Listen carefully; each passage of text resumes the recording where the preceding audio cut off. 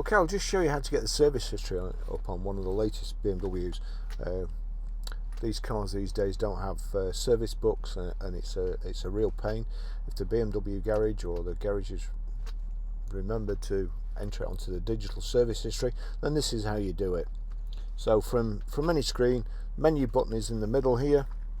Click menu, and then we go down to vehicle information. Just navigate down to vehicle information, click the eye control here.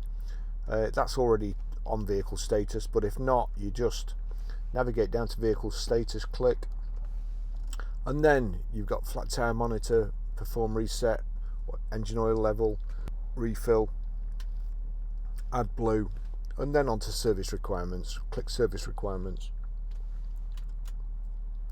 Front pads, engine oil, vehicle check, rear brakes, those are all showing okay, but we want service history at the top, so we'll click service history, and then there you go. That's got all the services that I told you about before. There you go. Everything's listed on the car.